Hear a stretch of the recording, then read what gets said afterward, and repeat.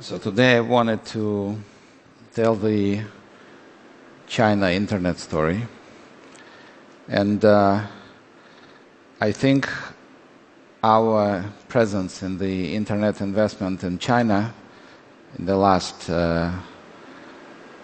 7 years, almost 8 years, gives us an opportunity to tell the story.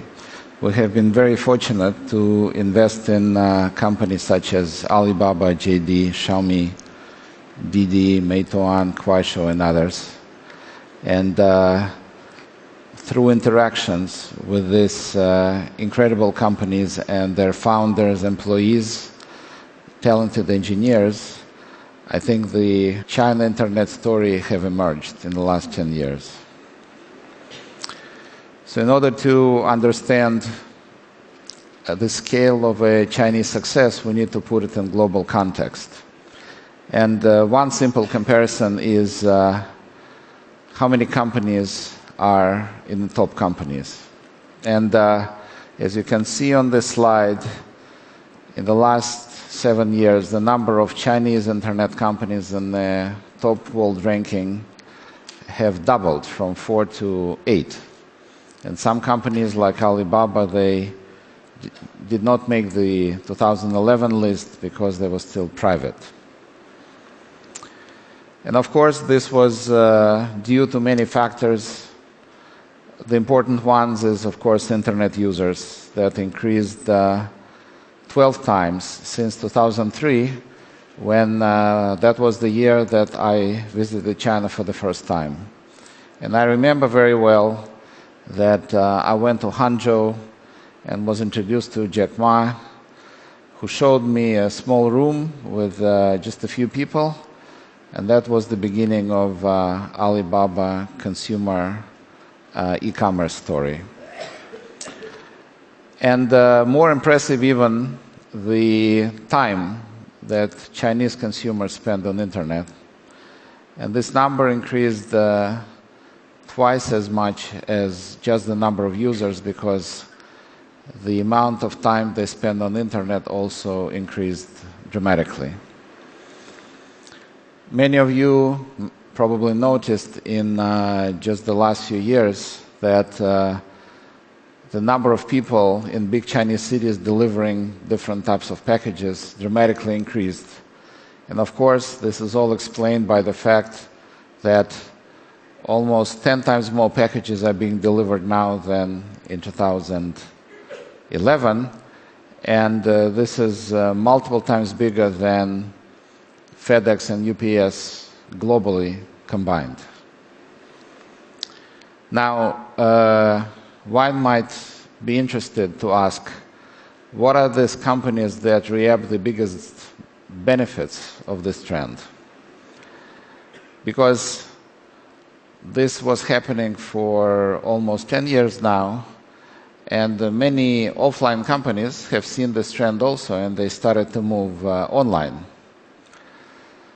And of course, the companies that are so big now, like Tencent, Alibaba, they've been very small 15 years ago.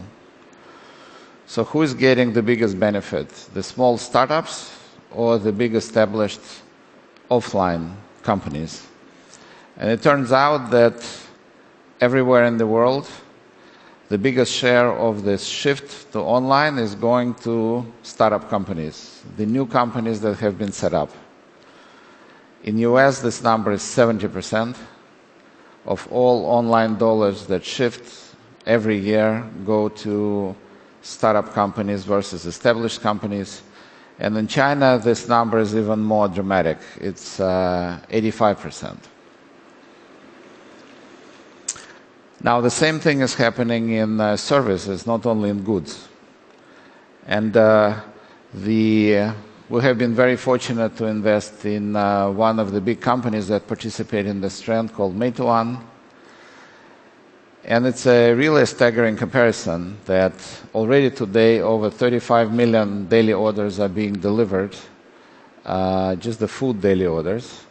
And that compares to only 1.5 million in the United States. And even more dramatic increase we have seen in the last just 5 years in the mobile payment adoption. Just in 2013, there were only small number of payments done online. And last year, the number of mobile online payments is equal to the number of online payments in the United States done with credit cards. And it all happened just in the span of a few years, which to me is really incredible. Now let's talk just for a few minutes about the future. Of course, 5G is a technology of the future. It's projected to cover pretty much all China by 2025. And another significant trend is artificial intelligence. Now, you would think that the United States is leading right now, and actually this is true. But if the future is really about R&D, China is catching up. As you can see, the number of patents that are being registered every year in China have been exceeding the number of patents registered in the United States, and this gap is increasing, which means that China is catching up and that this is a good investment in the future. And if we try to drill down and try to see where exactly these AI investments are going to, we can see here that in many different critical verticals, China is already outspending the United States in a startup arena in those types of investments, except for maybe just two verticals like language recognition and machine learning, where US is still ahead of China. So what are the reasons why China is winning and Chinese entrepreneurs are so successful in the last few years? Well, there are a few factors. Of course, Chinese consumers are helping by shifting more and more time online, including consuming media online. And this can be explained by the fact that in the US, a quite significant time is still spent watching TV, while China is really moving forward very quickly to online. Another explanation is that Chinese retail market is structured in such a way that offline was really never developed to the extent it was developed in the United States.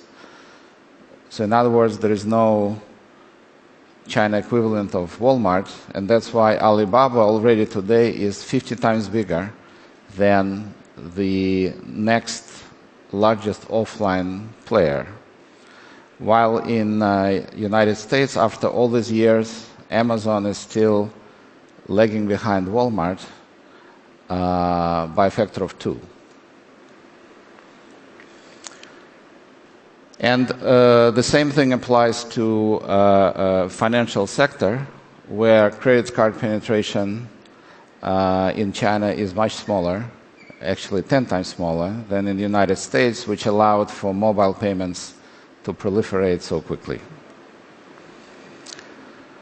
Of course, there is not an insignificant reason that Chinese education system is producing a lot of engineers. In fact, China is producing as many engineers a year as the rest of the world combined, if you exclude the United States and India. And that translates into significant R&D spend that Chinese companies are making in technology space. So if you look at the breakdown of what are the companies that are spending R&D the most, you will see that tech companies that are actually occupying only 10%, judged by revenue in Chinese GDP, they already spend about 40% of all R&D dollars. And this number is growing dramatically. So another reason why Chinese tech companies have been so successful is that their brilliant engineers are very well compensated. In fact, they are compensated 300 times more on a stock-based compensation than in a more traditional non-tech space. And some companies like Alibaba, C3, PDD, Sina, and so on are leading the way. So somehow Chinese tech companies have figured out the way how to attract the best talent, how to compensate them with a share of the success of the company.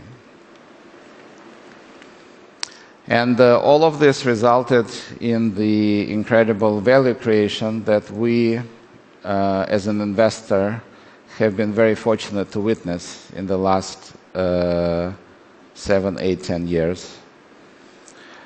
And if you started to invest in 2011 as we did, and compare it to the first quarter of this year, then the total value of internet stocks increased 13 times. And that is 2 times more than the same tech space in the rest of the world. So the internet shares increased significantly in the last 8 years around the world, but in China they grew even faster. And that really is an incredible story which really unfolded in front of our eyes just in the last few years. And we have been very fortunate to be a part of it as DST Global. And we're also looking forward to the next 10, 20 years of staying in this market, providing investments to Chinese startups, and hopefully seeing many more incredible stories driven by the genius of Chinese founders and engineers. Thank you very much.